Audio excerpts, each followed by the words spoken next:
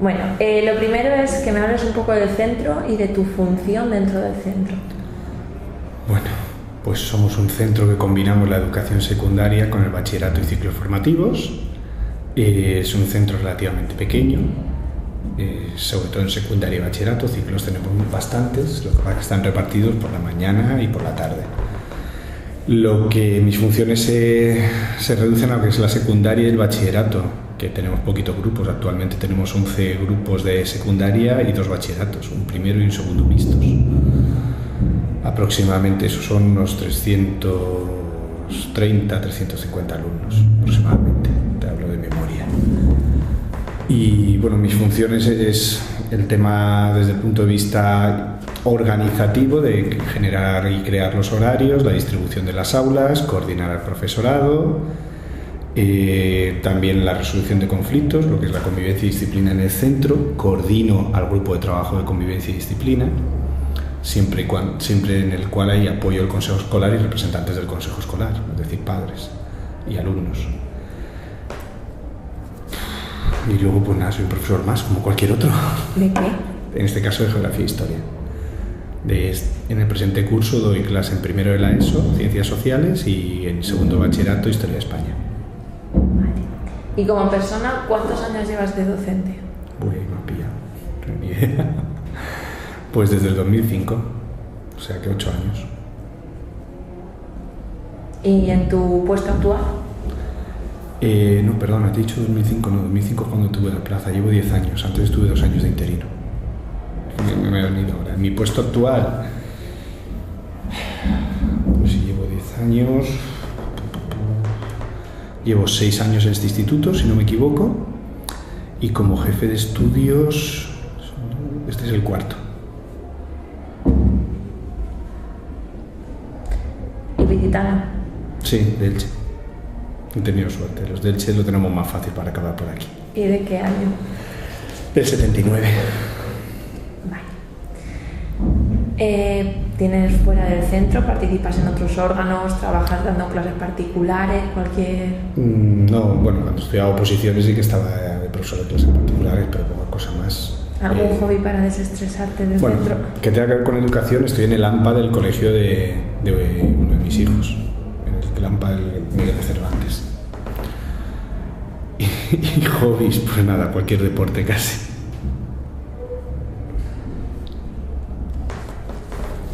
Vale. ¿Cómo ha sido la proyección desde que tú entraste como interino hasta ahora de la educación en Elche?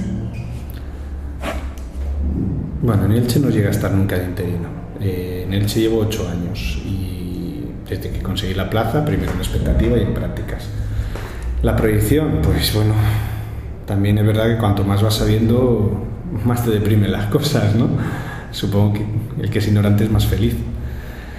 La cosa cada vez está peor, evidentemente, es lo que vemos todos los días. La ratio aumentando, las condiciones de trabajo empeoran, las ayudas que recibimos de consejería se van reduciendo, no solo económicas, sobre todo desde el punto de vista de personal, desde el punto de vista administrativo. La situación es peor y encima nos encontramos con una situación en la cual una crisis social y económica que afecta también a las familias y a los alumnos que nos llegan, que tienen otras preocupaciones, muchas veces mucho más graves que la de si estudian o no estudian y qué estudian.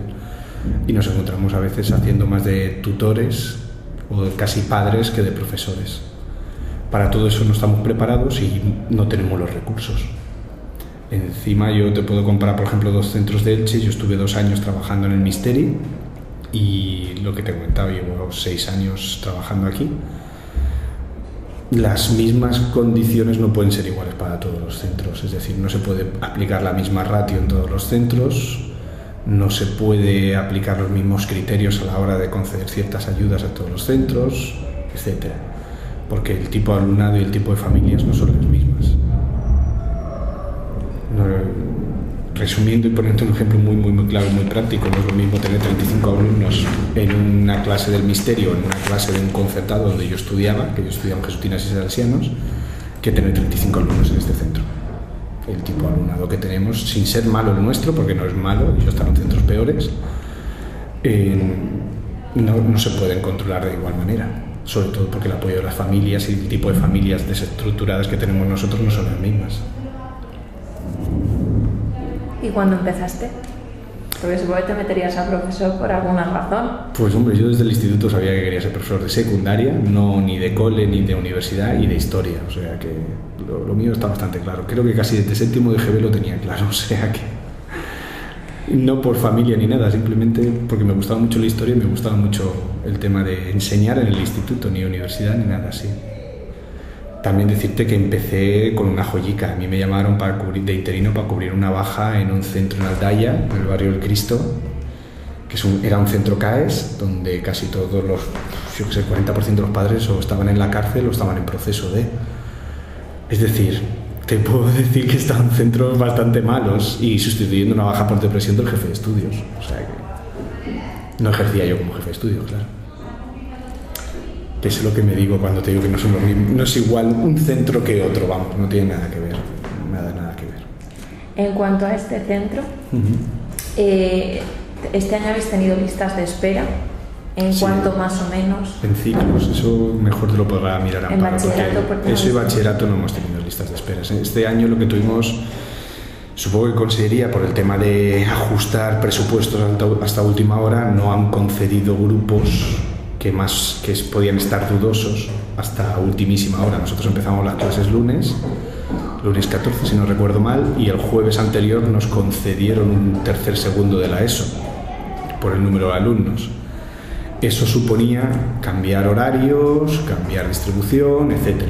Nosotros este año tuvimos que hacer 4 versiones de horarios diferentes, porque también depende el profesor que me enviaran, de qué departamento era. A última hora también me lo cambiaron ya con el curso iniciado, y lo que iba a ser un profesor de 20 horas de sociales acabó siendo de 10 de sociales, 10 de valenciano y otro más de 10 horas por ahí. Es decir, yo sé que aquí vamos subiendo en instancias y a todo el mundo le están mareando igual, y que todo tiene que ver porque están apurando hasta el último centavo. Pero el caos inicial de este curso no lo habíamos vivido nunca. Cada año es más caótico el inicio del curso, porque todo nos llega más tarde y todo nos lo van cambiando de un día para otro. Vale. En tasa de inmigrantes, de gente extranjera, ¿cómo va la ESO y bachillerato? Este centro más o menos igual que el resto de los centros del barrio, lo que te he comentado, evidentemente no son los barrios, podríamos decir, de clase media alta de Elche, más bien clase media o clase media baja, y aproximadamente siempre tenemos entre un 30, un 50, cada vez menos. Este año, por ejemplo, sí que con la crisis económica hemos notado muchísimos alumnos extranjeros que han vuelto a sus países, sobre todo sudamericanos. También tenemos un porcentaje muy bajito, pero también un porcentaje de población gitana, que evidentemente también en muchos casos a veces necesitamos cierta adaptación en el tema educativo. ¿Tenéis programas o tutorías especiales para gente que necesita insertarse? Pues cada vez tenemos menos, porque tenemos menos recursos, pero sí que tenemos, sí. Y trabajamos desde este centro, intentamos trabajar mucho coordinándonos desde hace años, antes incluso que apareciera el famoso plan de transición, con los coles que tenemos adscritos. Tenemos solo 2 colegios adscritos, y también intentamos luego enfocar la educación desde el punto de vista emocional. En primero y segundo de la ESO, sobre todo, trabajamos lo que es la educación en valores y la educación emocional, para intentar mejorar, pues eso, día a día la convivencia en el centro y fuera del centro. Trabajamos sobre todo la empatía y el respeto, que pensamos que con esas 2 cosas, si lo consiguiéramos al 100%, no haría falta otras muchas. En cuanto al distrito único, supongo que como jefe de estudios habrás empezado a escuchar rumores. Sí, claro. El distrito único, cuando ellos lo tengan claro, que lo terminen de aplicar. El problema es que, de momento, al menos este año, que ha sido el primer año de distrito único, ha sido un poco especial, porque pese a haber distrito único, seguían habiendo colegios adscritos y seguía habiendo confirmación antes de matrícula de esos coles. Por lo tanto, no se ha aplicado al 100%, podríamos decir. Creo que es más propagandístico que otra cosa. Lo que deberían de preocuparse es que no se crearan guetos, que no se crearan centros donde acabara toda la población que se matricula tarde o población que llega con ciertas características de otras localidades o de otros países. El distrito único creo que va a ser una excusa precisamente para eso, para generar ciertos retos, porque aquellos padres que puedan y estén en el momento adecuado llevarán a sus hijos a los centros con más fama o mejores resultados, y aquellos padres o que no puedan o que en ese momento lleguen tarde acabarán sus hijos en los centros donde casi nadie quiere, y evidentemente los buenos cada vez serán más buenos y los malos cada vez serán más malos.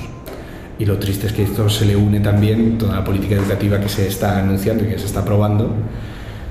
Se van a catalogar en un futuro los centros, buenos y malos. Ya se hace con la evaluación diagnóstica, supuestamente es una evaluación no pública, que solo se debe publicar si lo piden los padres, pero que ya se están encargando ellos de darle la publicidad.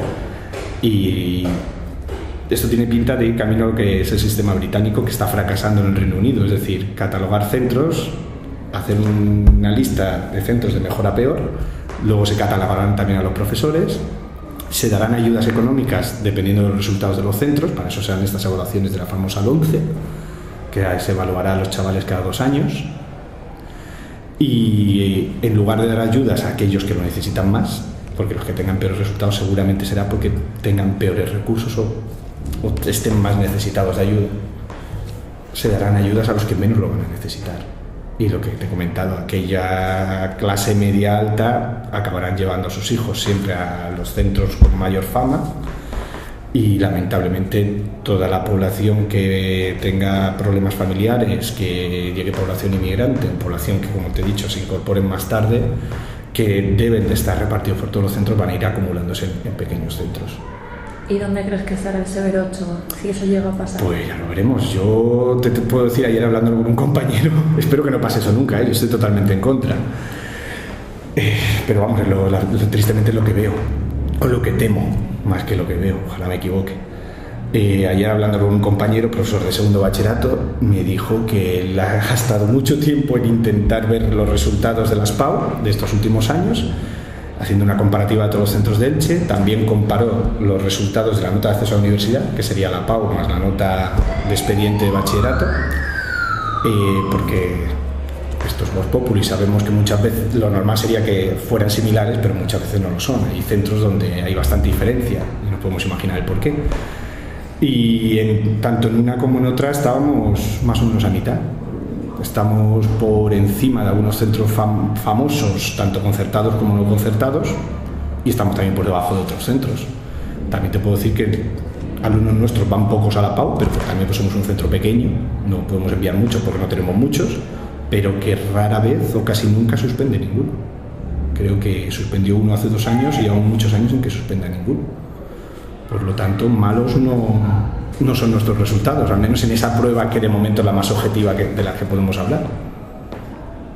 En cuanto al fracaso escolar, porque según la ley de educación sigue habiendo un fracaso escolar muy alto, aunque obviamente hay informes que indican que España, el sistema educativo español no es tan malo como parece. Sí, bueno, desde tu punto de vista... Los informes, como todo, se pueden leer de 2 maneras como mínimo. A ver, a mí sí que me preocupa, por ejemplo, nosotros tenemos un alto número de alumnos que abandonan los estudios a lo mejor antes de tiempo, o si no los abandonan, al menos no continúan en bachillerato o en un ciclo de grado medio, se van a un PCPI o cosas similares. Lo primero es eso, deberíamos trabajar con las familias desde pequeños, eso es fundamental, y luego saber orientarlos. Orientarlos no quiere decir que se especialicen, como nos dice la nueva ley. Orientarlos es, pues, aquellos que tengan ciertas inquietudes o necesidades, saber llevarles y transmitirles mediante la educación cómo llegar a ellas. Los PCPIs, por ejemplo, que hasta ahora estaban siendo un buen recurso, cada vez también tenemos menos, hay menos dinero para los PCPIs, y eso en el ayuntamiento te lo dirán, hay menos plazas para los PCPIs. Y algo que sería muy muy interesante, esto ya es opinión muy personal, que creo que es un fallo que tenemos en la educación pública, es esa separación sobre todo de infantil, primaria, secundaria. Infantil y primaria aún están en el mismo centro y sí hay mayor coordinación, pero de primaria a secundaria lo ideal sería que fuera todo en el mismo centro. porque por mucho plan de transición, por mucho que nos queramos coordinar, si no hay una metodología de trabajo muy clara y muy trabajada desde el propio centro, muy coordinada, es muy difícil conseguir ciertos resultados. Lo que te he comentado, nosotros estoy contento porque llevamos años trabajando, sobre todo intentando que el impacto en primero la ESO sea el menor posible. Lo hay porque pasan de tener 4 o 5 profesores a tener 13, 14. Intentamos reducirlo metiendo ámbitos, intentamos reducirlo poniendo una metodología de trabajo con libretas, cuadernos, etcétera, similar desde quinto de primaria hasta tercero, cuarto de la ESO, que trabajen igual. Todo ese tipo de cosas sería mucho más fácil hacerlo si estuviéramos todos en el mismo centro y si maestros y profesores trabajáramos de igual y de tú a tú, incluso en el mismo horario con los mismos alumnos. Conoceríamos a los chavales desde que entran con 3 años hasta que salen con 18, a los chavales y a las familias. Pero eso es cambiar mucho, eso es una utopía casi. No, pero son ideas interesantes que a la hora de implantar... Eso es una de las ventajas que tienen los concertados, porque normalmente trabajan con críos incluso desde la guardería en muchos casos. ¿Aquí en Elche hay algún centro que trabaje así? Hombre, a ver, luego que tengan una metodología de trabajo común, eso ya depende del equipo directivo y de sus docentes, pero vamos, que lo puedan hacer, todos los concertados en Elche lo podrían hacer, porque Jesutina los tiene desde la guardería, Carmelita los pueden tener desde la guardería, la de Besa los puede tener desde la guardería, no sé cómo está Aitana, pero vamos, supongo que también tienes desde el cole, o sea, como podrían hacerlo, que lo hagan ya no lo sé. Yo he pasado ahí como alumno y evidentemente pues hay cierta coordinación y ciertos profesores que se conocen mucho más. Y no estoy a favor, esto no quiero que entiendas que estoy a favor de la educación concertada, que por Dios no lo estoy, para nada. Entonces, ¿defiendes la educación pública? Sí. A ver, reconozco que la educación pública hay muchas cosas que cambiar y que se deben de cambiar y mejorar, pero no estoy de acuerdo para nada de esta educación concertada. La educación concertada, pasa que aquí me metería mucho con historia, te podría hablar de las ideas neoliberales del siglo XIX y de todo esto, pero vamos a resumir. La educación concertada fue un parche puesto por los socialistas en los años 80 porque no había recursos por parte del ministerio para abastecer y para dar cabida en la educación pública a todo el alumnado. Se utilizó un recurso que existía, que era los recursos privados, sobre todo a través de la Iglesia, y para eso se les dio una ayuda que era la ayuda económica, el hacer los concertados. El problema ha sido que eso que ya sabían los políticos que era un parche, no se le buscó solución. En lugar de buscarle solución, han dejado ese parche ir creciendo y ahora eso está ahí y ha ido aumentando. Encima, actualmente es la idea que defienden los políticos que nos gobiernan, que podemos estar más o menos de acuerdo, pero yo lo que digo, creo que no tenemos por qué primero pagar 2 veces por algo que ya estamos pagando todos con nuestros impuestos. Creo que la educación pública es la única manera de evitar desigualdades sociales o de reducir esa desigualdad, al menos hasta que los alumnos estén en la educación. Creo que tiene muchas más cosas positivas que negativas. Como te digo, también sé que tiene muchas cosas que cambiar. Por ejemplo, el tema del control de ciertas cosas del profesorado. Yo como jefe de estudios te diré que en todos los centros por donde he pasado, el 80-90% de los profesores son muy buenos docentes, pero evidentemente, como en cualquier empresa, hay profesores que no lo son tan buenos, o no porque estén pasando una mala época o porque en ese momento no sepan o no estén haciendo correctamente su trabajo, pero son los que nos generan la mala fama. Porque si en un centro hay 100 docentes y hay 90 buenos, la gente va a ver a los 10 que no son tan buenos, pero eso pasa en cualquier empresa. Lo que pasa es que lo que te he dicho antes, las informaciones se manipulan y se expresan, tú lo sabes mejor que yo, o lo sabrá cada uno como quiere. Insisto, creo que la pública tiene mucho más que aportar que la concertada, y más si vemos todo lo que hay detrás de la concertada y todos los intereses normalmente económicos de empresas, como vemos también en la sanidad, que pueden a la larga quedarse con un suelo que es público. Ese dinero que están invirtiendo no hay el mismo control de cómo se aplica luego, cómo se lleva a cabo o se aplica la educación del centro. Y luego, por mucho que digan, y esto lo hemos visto durante años, los concertados eligen alumnos, y si tiene un alumno que no le interesa, hacen porque ese alumno se vaya. Y no hablemos ya de todo el dinero que piden aparte. ¿Le invitan a abandonar el centro? Sí, por llamarlo de alguna manera. Aparte del dinero que piden, porque están siendo concertados, supuestamente el salario de los profesores, no, y sin supuestamente, se lo está pagando Consellería, pero aparte pues está el gasto desorbitado en material escolar, el gasto desorbitado en actividades extraescolares, gastos desorbitados en otras muchas cosas. Y digo desorbitados porque esos gastos están en otros centros públicos y no son ni una cuarta parte. Al final, ¿qué pasa? Que con eso lo que se consigue es que a esos centros solo vaya gente de clase media alta, con cierto poder adquisitivo, y lo que estamos diciendo, eso es desigualdad social. Eso, creo que para empezar no es educativo, no es la realidad que se van a encontrar luego estas personas fuera del centro. Y sobre esto podríamos hablar mucho más. Es un tema muy interesante. Por cierto, te recomiendo, y como supongo que hablarás con gente del ayuntamiento, sí, tengo que hablar con el concejal. Pues no me digas que te lo he dicho yo, que si no ya. En fin, el folleto que han puesto en la página web del ayuntamiento defendiendo el Centro de Integración Social es bastante curioso, por llamarlo de alguna manera. No dice ninguna mentira, pero dice medias verdades. Y es un ejemplo de lo que te estaba comentando hace un momento, de cómo se pueden decir las cosas para convencer o llevar a la gente a pensar lo que tú quieres que piense. Es un folleto donde informa o explica las diferencias entre un centro de integración social, es decir, en este caso un concertado de nueva creación, que es el que tendremos en Elche, que ya le han cedido los terrenos públicos, y sus diferencias con un centro público. Viene a resumir que la única diferencia es la gestión del centro, que uno es gestión privada y el otro es de gestión pública, pero que todo lo demás es igual. Es gestión privada con dinero público. Efectivamente. Todo lo demás no es igual. Yo lo que te digo, sé que, por ejemplo, una diferencia que no menciona ahí, y que lo que te digo, sé que que ser funcionario tiene cosas que también están mal, que te puedes acomodar, etcétera, y que lo podemos ver en ciertos compañeros. Espero que no me pase nunca, me podrá pasar, espero que no. Pero una diferencia que no se menciona ahí, por ejemplo, es la oposición. Para ser profesor de un centro concertado no te hace falta sacar una oposición. En este CIS a lo mejor sí que lo piden, como son nuevos los concertados estos. Pero, por ejemplo, en un centro concertado actualmente no tiene por qué haberse sacado una oposición. Y nos encontramos casos, y todos conocemos, yo entre ellos, de docentes de cierta especialidad que están impartiendo otras cosas que no tienen a lo mejor ni idea. Y profesores, por ejemplo, que estén dando valenciano sin tener la titulación correspondiente, etcétera. Que no digo que sean malos docentes, hay muy buenos docentes en la concertada, muy buenos.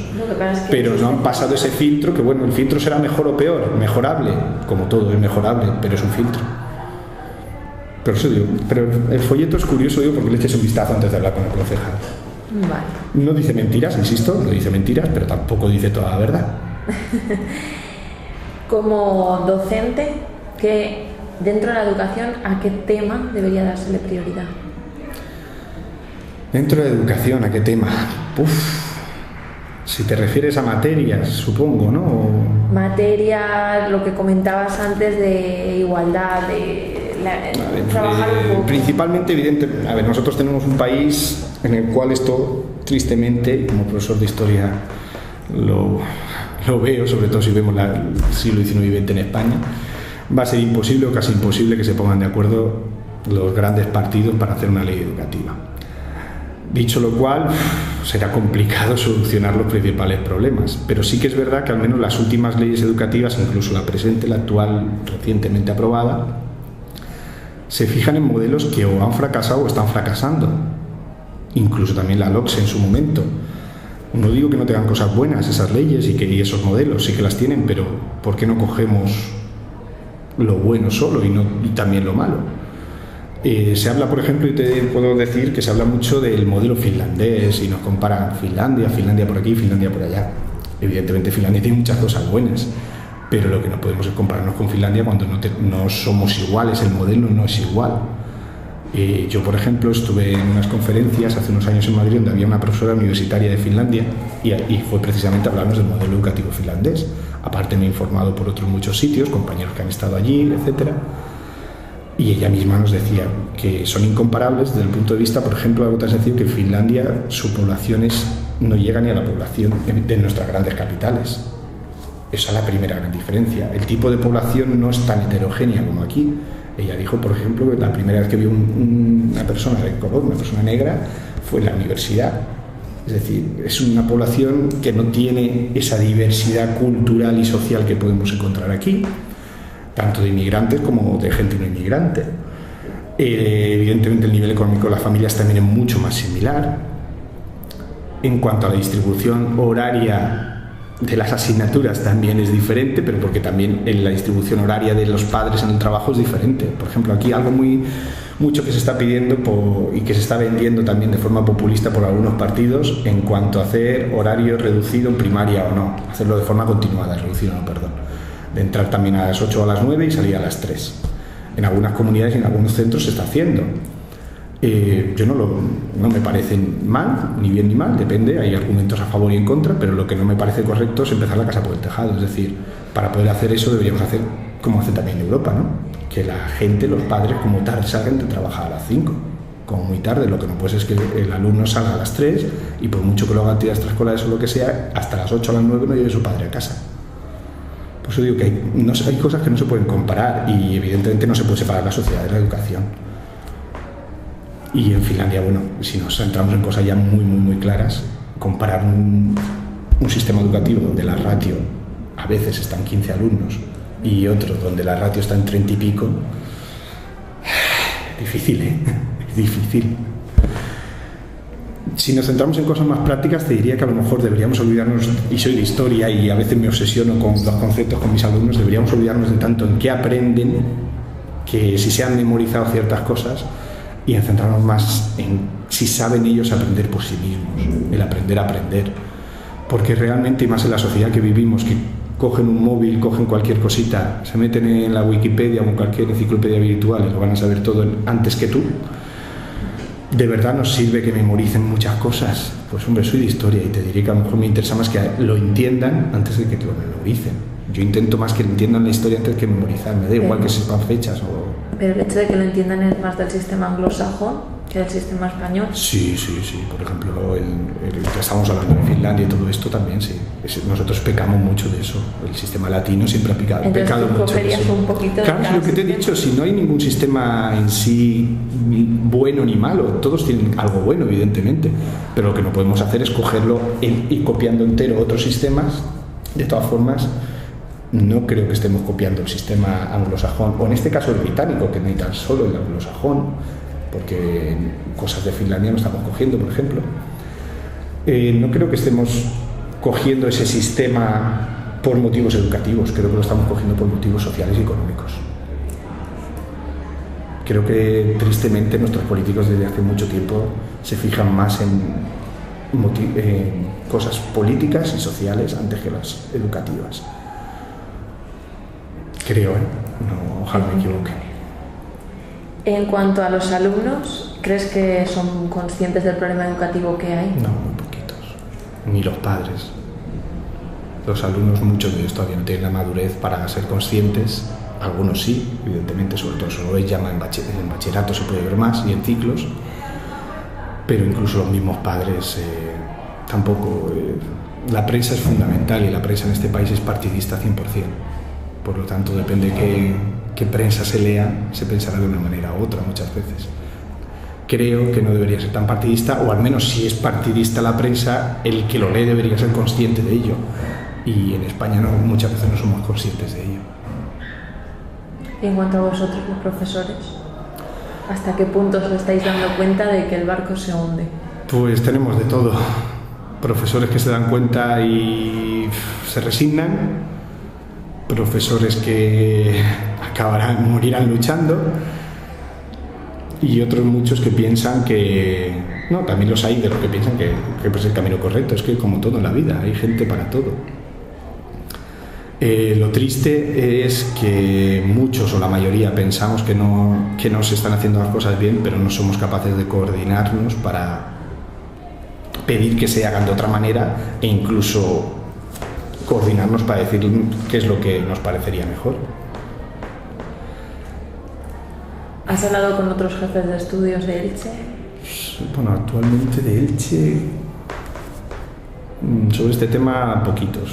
Antiguos jefes de estudio, pero como los equipos directivos precisamente este año han cambiado mucho, alguno sí que ha hablado del tema, pero poco. En tu opinión, ¿se trabaja con el AMPA y el sindicato tanto estudiantil como el de profesores, o el centro va por libre? Se intenta. Con el AMPA te puedo decir que al menos desde que yo estoy como jefe de estudios, antes no lo sé, cada año estamos trabajando más, cada año la AMPA está más implicada y creo que se está haciendo un buen trabajo con los padres. Evidentemente se puede hacer muchísimo más y creo que se tiene que hacer muchísimo más, implicarlos mucho más. En primaria, por ejemplo, tienen mucho más fácil. Siempre aquí en España hemos tenido la cultura de que los padres nos implicamos mucho en primaria, pero una vez que llegan al instituto son adultos y hacen ya casi su vida. Creo que nos equivocamos, y más desde que entran a los 12 años en el instituto. Y con los alumnos, tristemente, no tenemos tanto apoyo ni tanta colaboración. Sí que es verdad que hay profesores haciendo mucho trabajo para intentar que los alumnos se impliquen, participen, sean ellos quienes organicen las cosas, de actividades, de trabajos, etc. Y poquito a poquito, lo que pasa es que esto se consigue muy poquito a poquito. A veces desespera. ¿Y el ayuntamiento? ¿Algún tipo de ayuda? No, sí, el ayuntamiento, por ejemplo, sí que coordina bastante, sí que hay ayudas. Cada año se ofrecen a lo mejor menos cursos y menos subvenciones, pero ahí somos víctimas de la crisis en este caso. ¿El futuro de la educación en Elche, cómo lo ves? El futuro de la educación en Elche, ojalá tuviera una bola de cristal para eso. Pues no lo sé, porque como dependerá mucho del futuro de las elecciones en España, no lo sé. No creo que sea sano lo que te he dicho antes, estar cambiando esto cada 2x3. Y el futuro de la educación, ojalá me equivoque, pero no lo veo muy halagüeño, la verdad.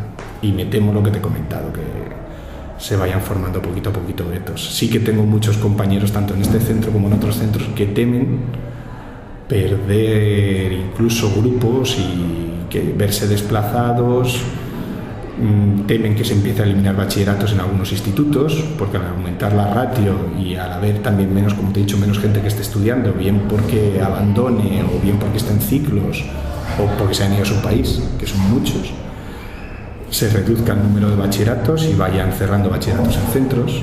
Por ejemplo, en otros centros de Elche a mí me han dicho que ya temen que pase eso para dentro de 1 o 2 cursos. Y la última pregunta, que es la pregunta estrella. Sí, porque ahora tengo clase, acaba de sonar. ¿Qué papel social cumple la educación pública en las sociedades de nuestro tiempo? Para mí es fundamental. No podemos estar hablando y llenándose la boca de políticos y de la gente de un estado de bienestar, de una democracia, de un país avanzado, y eliminar las cosas que realmente hacen que sea un estado de bienestar y sea una democracia. Los servicios sociales y especialmente la educación y la sanidad no tienen ni la obligación, ni deberían tener nunca la obligación de ser rentables, porque son gracias a esos servicios sociales y especialmente gracias a la educación y a la sanidad lo que elimina las desigualdades sociales, lo que reduce la desigualdad social y lo que también nos ayuda a entender nuestro entorno y a poder ser más, no sé ahora la palabra, pero más solidarios, más empáticos, tener mayor empatía con lo que tenemos en nuestro entorno, comprender a todo y a todos mejor. Por eso digo que es imposible, y creo que ahí es donde se están equivocando actualmente, buscar que sea rentable la educación y la sanidad. No, y creo que eso sí o sí debería ser siempre público. Ya no concertado evidentemente nunca, y privado pues evidentemente cada uno con su dinero hace lo que quiere, ¿no? Y si queremos libertad debe haber libertad también para eso, pero en fin.